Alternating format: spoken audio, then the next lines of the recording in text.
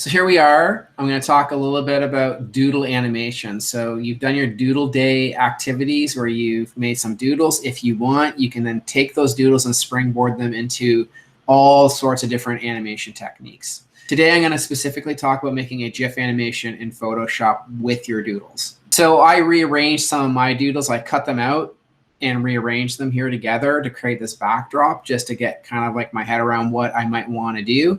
And I think that's always a good approach with doing an animation, is if you do some sketching or storyboarding ahead of time and you kind of know the flow to what you want or the overall look, it's going to help it whether you're doing a doodle animation or a high polished finished animation. Organizing yourself ahead of time, knowing your overall concept is going to help you out.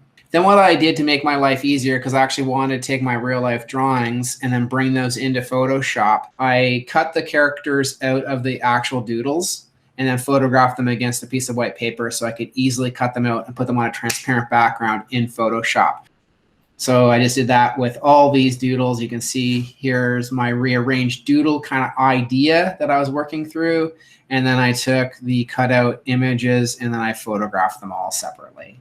You can save them as Photoshop files and bring them into other programs like After Effects. I just made a series of PNG images, and that's the big difference between a PNG image and a JPEG image is PNG allows you to save them on a transparent background. JPEG images save them on a flat white background. And then I want to maybe use a background image. So I took a good photo of my background doodle on tracing paper, and then I'm going to overlay the other doodles and rearrange them and kind of animate them in interesting ways with the GIF animation this morning.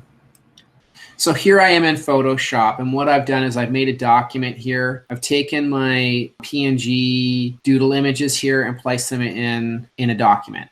So what I did with this particular one is I made it HD video format. You don't have to. You can make it square for Instagram. If I go File, New, here's where I set up this document. 1920 by 1080 pixels at 72 pixels per inch. So it is HD video format. You have your image open. You want it into the document that you set up. You just go here to the Move tool. You click and drag that over. I'm going to reorder this image down into here. So I just left one PNG doodle to bring in. You can see the transparent background because it's a PNG file.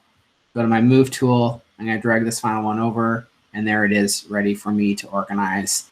So I'm just going to go and turn these off a little bit. I'm now going to organize the background. You can see I brought it in. It's a different ratio than the HD format that I picked. So I'm just going to go, and I'm going to scale that appropriately. So Command or Control T is the quick key to scale that up. And I'm just going to scale that up and move that into place so I don't have any white on the edges. Then what I'm going to do is I'm going to spend a minute just thinking about where I want my weird animals placed. So what I can do in Photoshop with the GIF animations, it will allow me to kind of move things around. I have all these wings attached, so it's not going to let me, I'm not going to be able to move the wings. I'd have to detach those and do a bunch of complicated things. What I'm going to do this morning is I'm just going to show you how to move these doodles around a background image and create a GIF animation.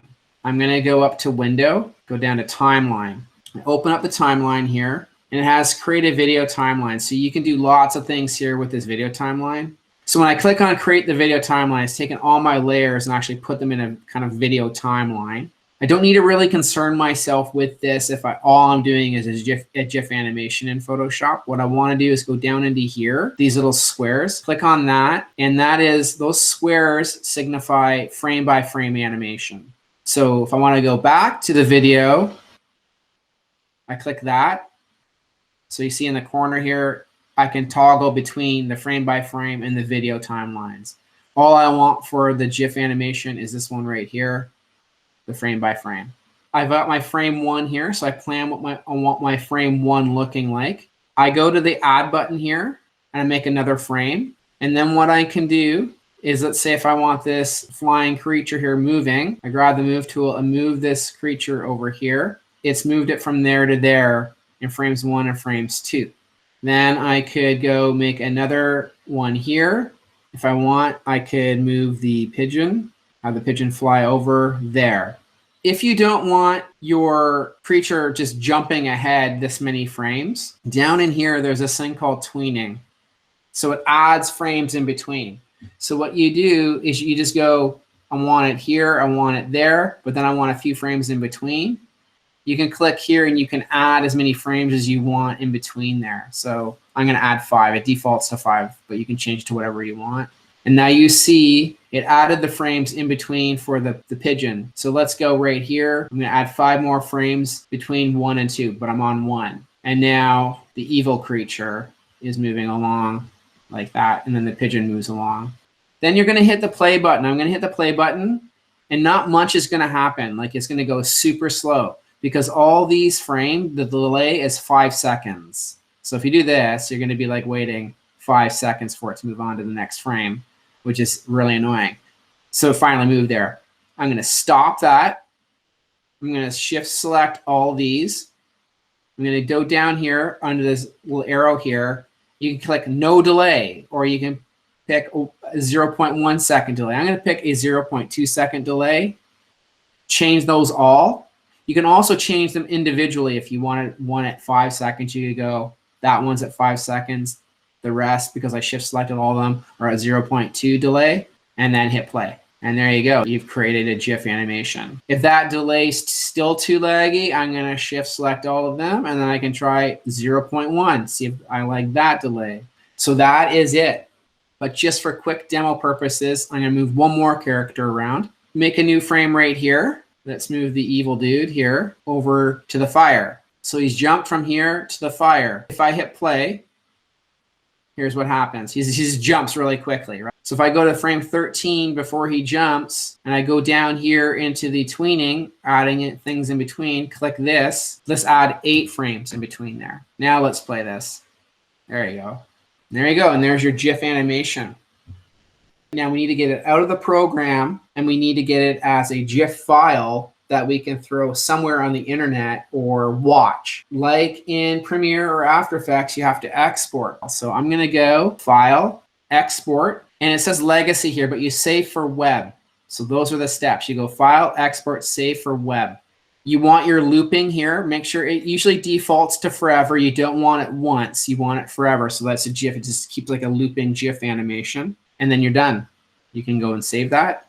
Yesterday, people had some questions about, can we move all the characters at the same time? So I'm going to make a GIF animation number 2, showing you how you can move all the characters at the same time. So I've got the timeline open here. I just selected all my frames and deleted them all. If you want to start over, that's how I did that. So if you make a bunch of frames like that, you don't want them anymore. You shift select the frames you don't want, you delete them.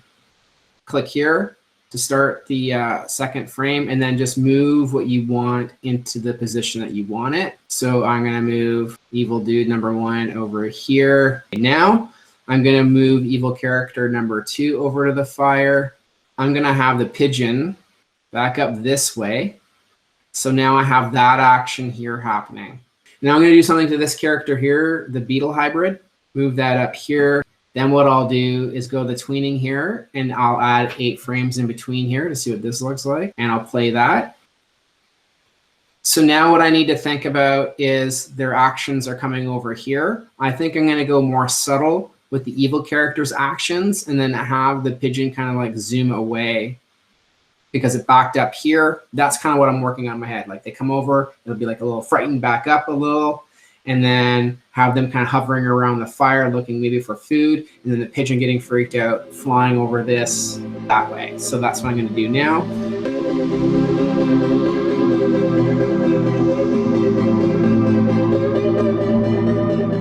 And then at any time, if you want to, let's say if I'm watching my animation, let's say right here, I wanted the bird to bounce up. I can add a frame in here. So I can go select this, add another frame here, bounce that up, and this is how you can go and tweak it. Let's add 4 frames in there.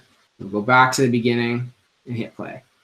There you go. So you see how I added a little glitch there in the middle? It's going there, and then boom, up, and then boom, and then it keeps going. Or you can also go and delete frames that you don't want in there. So let's say if I didn't like that, so from about frame 17 to 21, I don't like these 1, 2, 3, 4, 5 frames. So I'm going to shift select those and delete them. So if you didn't like what you did, you can just find the frames you don't like and delete them. So I added those, and now I'm deleting them. So let's see what that looks like. There you go. When this is done, you go File, Export, Save for Web, and save that.